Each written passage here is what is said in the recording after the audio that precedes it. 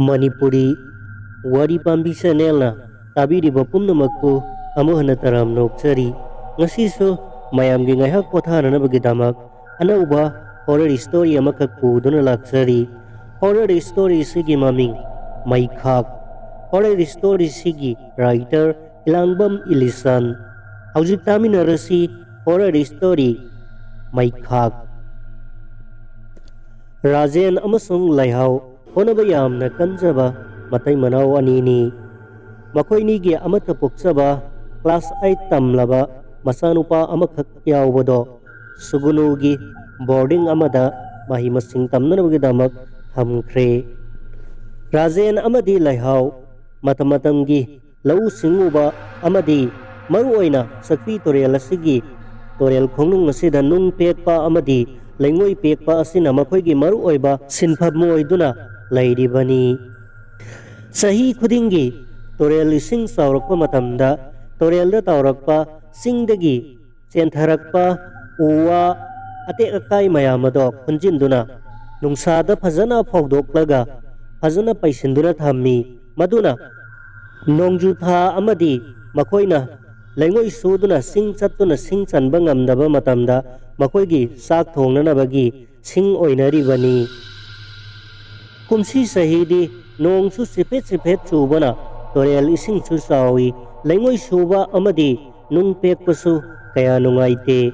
Rajena ising sawa marak aduda Laihauga makhoi anina singdi fazana lokminare ngasisu mahusagum Rajen amadi Laihau wagi pochi semduna torenda tautharakpa sing singado manakta sing sinduna sing lokli sakpi torel se yamna kutpamakki oidrabasu imaidi fazana pai Rajena imaidagi singkhalakpa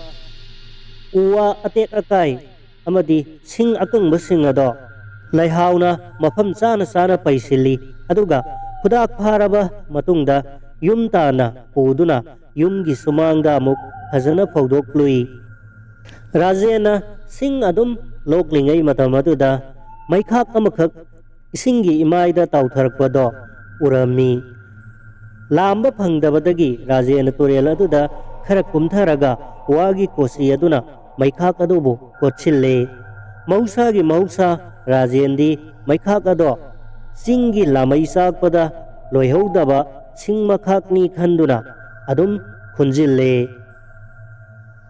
Laihauna maikhak adubu laukhalaga singi sing amhani khanduna mausagi mausa mahakna khudak pharaba sing kokthong ado puduna yumgi sumangda fazana phawdoi Laihauna ngasigi sing su faniyamna loe yumda halasi sai sing thengani haiduna Laihauga Rajenga makhoini su sing ado kokthong naduna yumta na porakle aduga sumangda fazana phawdokle Rajenga Laihauga do ngasigi ahing sidi mausaga iman manade amukta tadaba usekna khongbagi khonjel kaya thenglaba ahingda tari aduga kanagumba ambana yamna lapna mahakku kanbinanaba haijabagi mawongdasu tabagumsu tawi makhoini tumthabadi yada nakong thangatnaduna mapanda hongleba huigi makol amadi tariba khunjel singado karino haina tuminna taduna lai amuksu makhoigi yena kharomda hong hangdokpagumba makol amasu tai Rajena Laihauda Laihau tabara mapanda mi lakpagumba amasu tai ngahaktang thoklaga yengrusiro Laihauna thokino ahingsi yamna thengli Rajena amuksu khalli partigi miga ahing asida sangjafam lauba sanglakliba jalla haina su khalli adubu khonjel singado amuksu tumina laiki aduga ngaihak leiraga amuksu sumangomda mi senbagum gudung senkhibagi makol amuktai Rajenga Laihauga do tumthaba suya yadana ahing aduma adum nongan khiba khanghodre nongale Rajena ngasi nongmagi sara anigi sing khaidoklage haiduna iba sing adudagi akang ba khangatle maduda ngarang khulakpa maikhak adusu yaure sing ado fazana khaidokle maikhak adusu khaidokle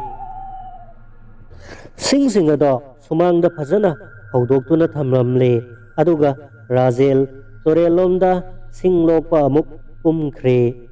laihaudi cha ising thonglak loisinduna thamramlaga Razengi mateng pangna magidamak masu amuk torelda kumgadawribani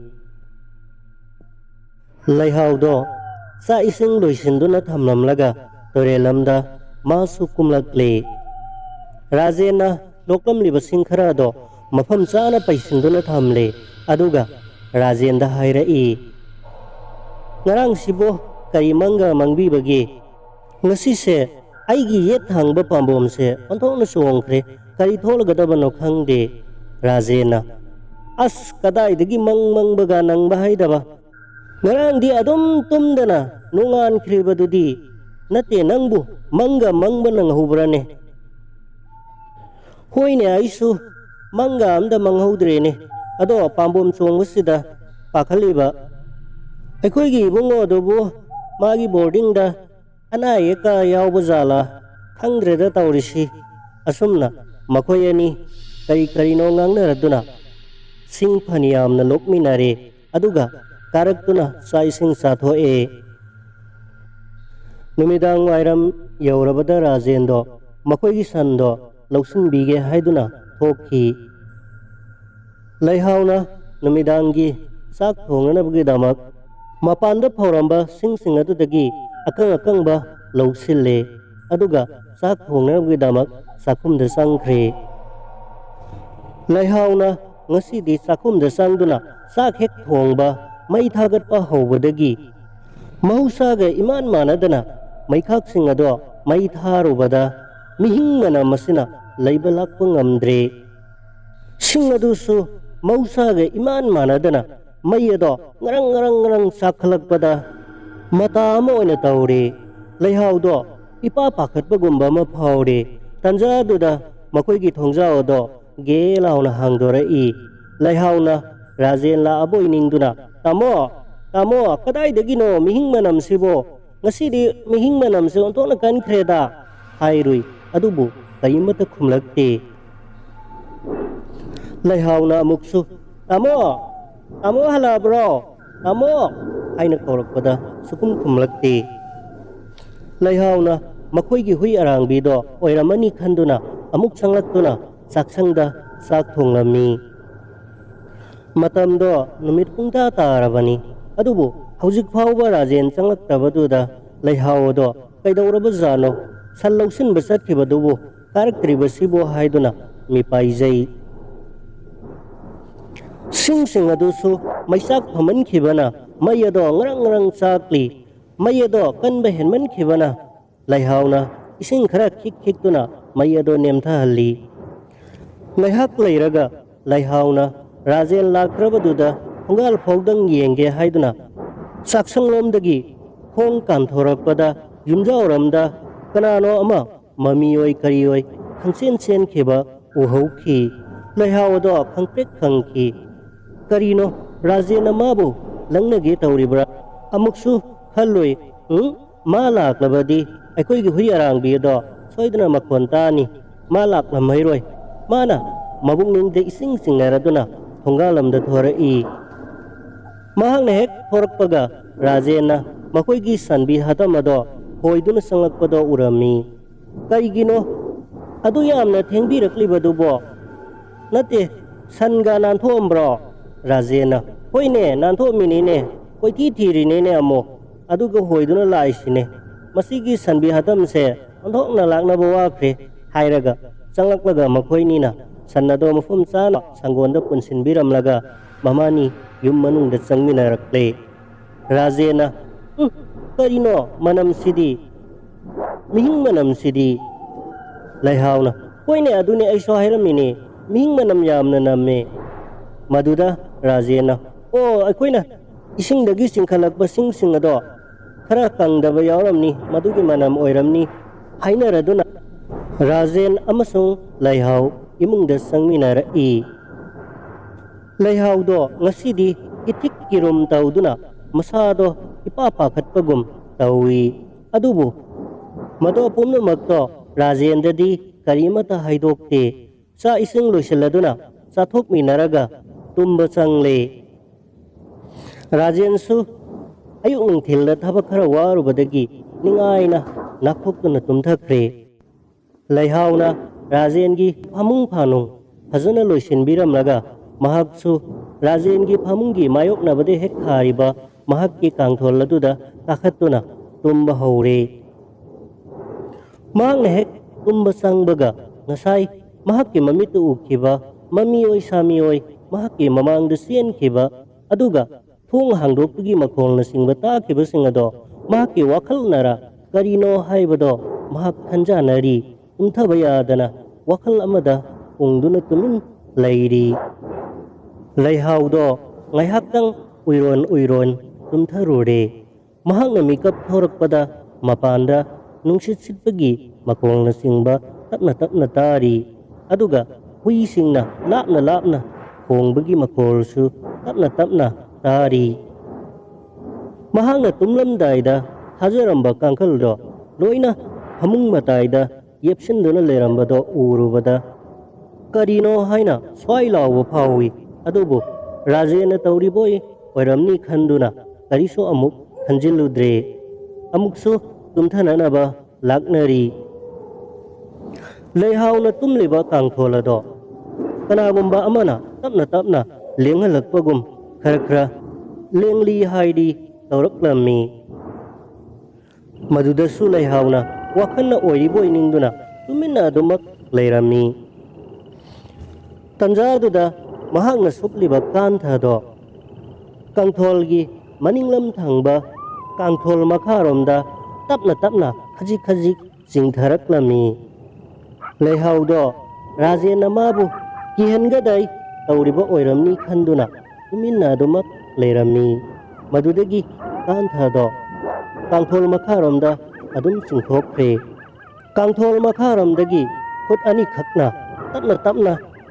laihaugi makhong ani aduda tapna nanba horaklami matamaduda laihauna khalli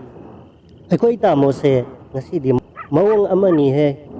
taugi taujarasunu haiduna khangsinadaba sarage haiduna laihaudo tuminna wa masel amata ngangdana tumba saduna adumak lairi. Khut anina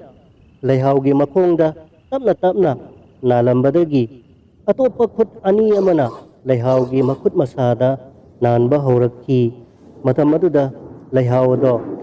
karino haina laihaudo pakhatwa faurakhi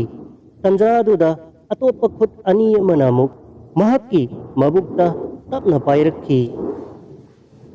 Laihaudo khangprek khangki aduga kanna lauge tawbamaktada khut amana mahakki masinado kanna mensenduna thamkhre. Khut amana muk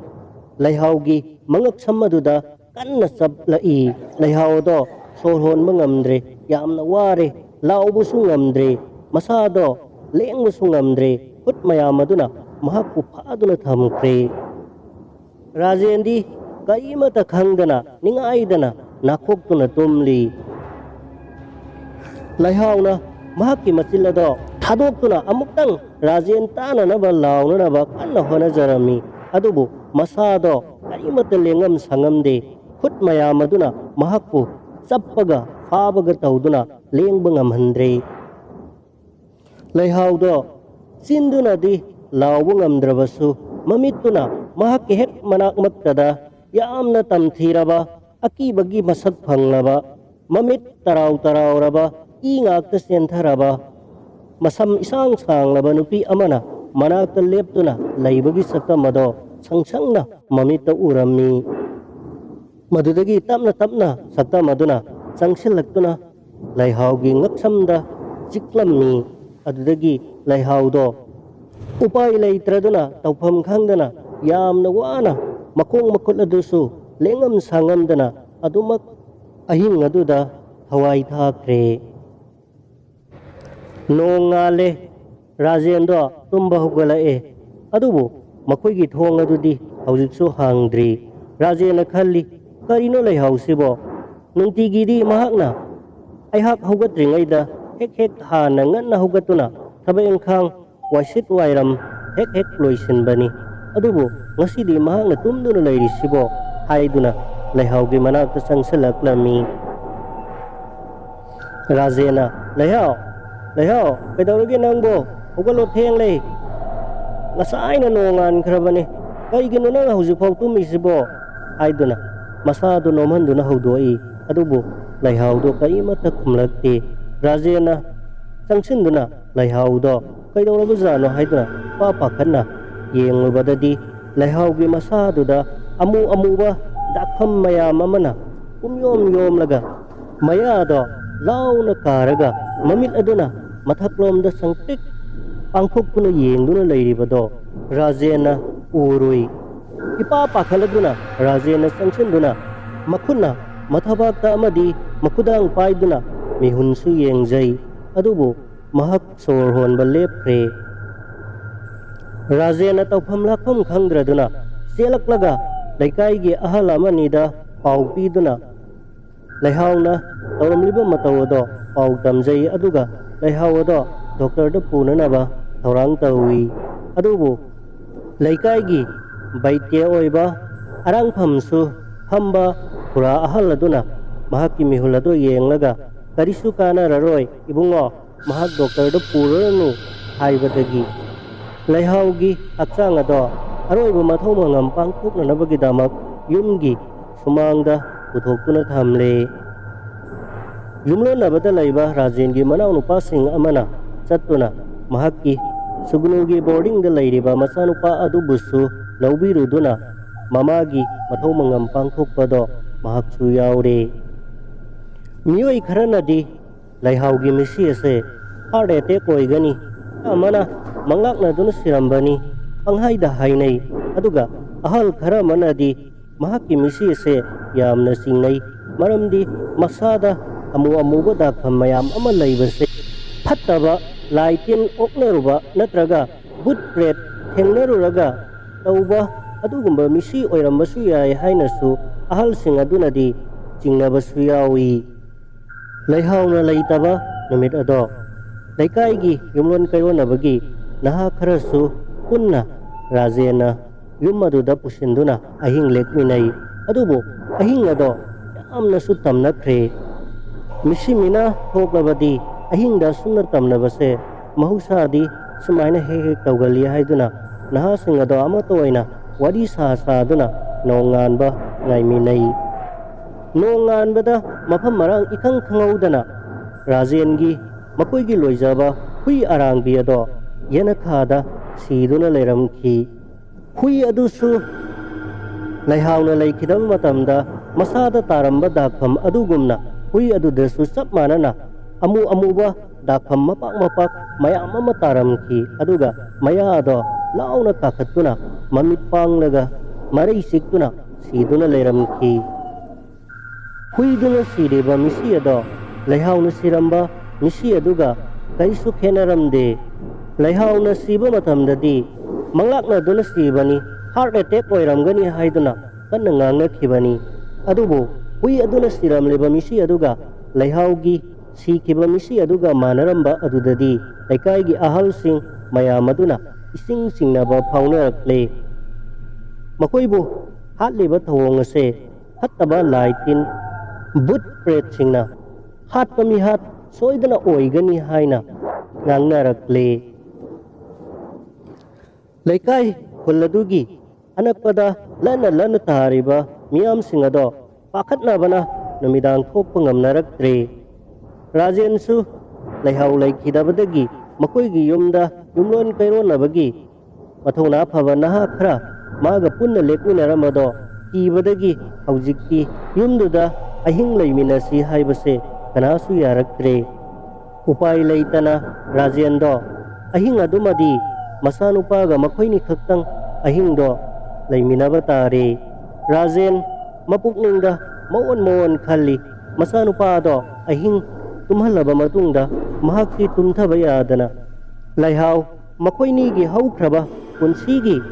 ꯋꯥꯔꯤ ꯀꯌꯥ ꯑꯗꯨꯕꯨ ꯅꯤꯡꯁꯤꯡꯗꯨꯅ ꯃꯃꯤꯠꯇꯒꯤ ꯃꯄꯤ ꯆꯤꯟꯊꯔꯗꯨꯅ ꯂꯩꯍꯥꯎꯕꯨ ꯅꯤꯡꯁꯤꯡꯅ ꯇꯨꯝꯕ ꯌꯥꯗꯅ ꯂꯩꯔꯤ꯫ ꯑꯍꯤꯡ ꯅꯣꯡꯌꯥꯏ ꯆꯕꯨꯛ ꯂꯣꯟꯕ ꯃꯇꯝ ꯑꯗꯨꯗꯅꯤ ꯃꯄꯥꯟꯗꯒꯤ ꯂꯩꯍꯥꯎꯒꯤ ꯈꯣꯟꯖꯦꯜꯗ "ꯇꯥꯃꯣ, ꯇꯥꯃꯣ, ꯇꯥꯃꯣ ꯊꯣꯡ ꯍꯥꯡꯗꯣꯛꯑꯣ" ꯍꯥꯏꯗꯨꯅ ꯀꯧꯔꯛꯏ꯫ ꯔꯥꯖꯦꯟ ꯏꯄꯥ ꯄꯥꯈꯠꯂꯤ꯫ ꯂꯩꯍꯥꯎꯒꯤ ꯈꯣꯟꯖꯦꯜ ꯑꯗꯨ ꯇꯥꯕꯗ ꯅꯨꯡꯁꯤꯕꯁꯨ ꯐꯥꯎꯏ, ꯑꯗꯨꯕꯨ ꯃꯍꯥꯛꯀꯤ ꯊꯋꯥꯏꯅ ꯑꯍꯤꯡ ꯑꯗꯨꯗ ꯃꯥꯕꯨ ꯀꯧꯊꯣꯛꯂꯤꯕꯗꯣ ꯑꯐꯕꯗꯤ ꯑꯣꯏꯔꯔꯣꯏ ꯈꯟꯗꯨꯅ ꯇꯥꯁꯤꯟꯅꯗꯅ ꯇꯨꯃꯤꯟꯅ ꯃꯃꯤꯠꯇꯒꯤ ꯃꯄꯤ ꯆꯤꯟꯊꯗꯨꯅ ꯑꯍꯤꯡ ꯑꯗꯣ ꯈꯥꯡꯕ ꯍꯣꯠꯅꯔꯤ꯫ ꯉꯥꯏꯍꯥꯛ ꯇꯨꯃꯤꯟꯅ ꯂꯩꯈ꯭ꯔꯕꯒꯤ ꯃꯇꯨꯡꯗ ꯔꯥꯖꯦꯟꯅ ꯇꯨꯝꯂꯤꯕ ꯀꯥꯡꯊꯣꯜ ꯂꯩꯔꯤꯕ ꯐꯛꯂꯥꯡ ꯑꯗꯨꯒꯤ ꯌꯦꯅꯈꯥꯔꯣꯝ ꯊꯥꯡꯕ ꯅꯥꯀꯟꯗꯒꯤ ꯈꯣꯟꯖꯦꯜ ꯇꯞꯅ "ꯇꯥꯃꯣ, ꯇꯥꯃꯣ, ꯊꯣꯡ ꯍꯥꯡꯗꯣꯛꯑꯣ, ꯑꯩ ꯅꯪꯒꯤ ꯅꯅꯥꯛꯇ ꯂꯥꯛꯅꯤꯡꯉꯦ, ꯑꯩ ꯆꯪꯂꯛꯄ ꯉꯝꯗ꯭ꯔꯦ, ꯊꯣꯡ ꯍꯥꯡꯗꯣꯛꯑꯣ" ꯍꯥꯏꯅ ꯂꯩꯍꯥꯎꯒꯤ ꯈꯣꯟꯖꯦꯜꯗ ꯅꯥꯁꯣꯟꯅꯅ ꯄꯤꯛꯅ ꯌꯦꯅꯈꯥꯔꯣꯝꯗꯒꯤ ꯐꯛꯂꯥꯡ ꯋꯥꯡꯃꯔꯣꯝꯗ ꯀꯧꯔꯛꯈꯤ꯫ ꯔꯥꯖꯦꯟ ꯑꯗꯣ ꯃꯁꯥꯗꯣ ꯍꯨꯃꯥꯡ ꯏꯄꯥ ꯄꯥꯈꯠꯂꯦ꯫ ꯃꯍꯥꯛ ꯀꯔꯤꯁꯨ ꯈꯨꯝꯗꯦ, ꯆꯤꯛꯃꯣꯛ ꯂꯥꯎꯗꯅ ꯇꯨꯃꯤꯟꯅ ꯇꯥꯁꯤꯟꯗꯨꯅ ꯑꯗꯨꯃꯛ ꯐꯝꯂꯤ꯫ ꯑꯗꯨꯒ ꯃꯄꯥꯟꯗ ꯁꯨꯃꯥꯡꯂꯣꯝꯗ ꯒꯨꯗꯨꯡ ꯑꯃꯨꯛꯁꯨ ꯃꯤ ꯇꯥꯟꯅꯈꯤꯕꯗꯧꯅ ꯒꯨꯗꯨꯡ ꯆꯦꯟꯈꯤꯕꯒꯤ ꯈꯣꯟꯖꯦꯜꯁꯨ ꯇꯥꯏ꯫ ꯑꯗꯨꯗꯒꯤ ꯃꯍꯥꯛꯀꯤ ꯁꯟꯕꯤ ꯍꯥꯇꯝ ꯑꯗꯣ ꯀꯟꯅ ꯈꯣꯡꯂꯛꯄꯒꯤ ꯈꯣꯟꯖꯦꯜ ꯑꯃꯨꯛ ꯇꯥꯔꯛꯂꯦ꯫ ꯁꯟꯕꯤ ꯑꯗꯨꯅ ꯀꯟꯅ ꯈꯣꯡꯂꯗꯨꯅ ꯃꯈꯣꯡ ꯃꯈꯨꯠ ꯀꯟꯅ ꯀꯥꯎꯕꯒꯤ ꯈꯣꯟꯖꯦꯜ ꯔꯥꯖꯦꯟꯅ ꯃꯍꯥꯛꯀꯤ ꯃꯅꯥꯀꯣꯡꯗ ꯀꯟꯅ ꯇꯥꯔꯕꯁꯨ ꯀꯔꯤꯃꯠꯇ ꯇꯥꯁꯤꯟꯅꯗꯅ ꯏꯁꯤꯡ ꯃꯅꯨꯡꯗ ꯅꯤꯡꯊꯥꯖꯈꯤꯕꯒꯨꯝ ꯇꯨꯃꯤꯟꯅ ꯆꯦꯛꯃꯣꯛ ꯂꯥꯎꯗꯅ ꯑꯍꯤꯡ ꯑꯗꯣ ꯅꯣꯡꯉꯥꯟꯕ ꯉꯥꯏꯔꯤ꯫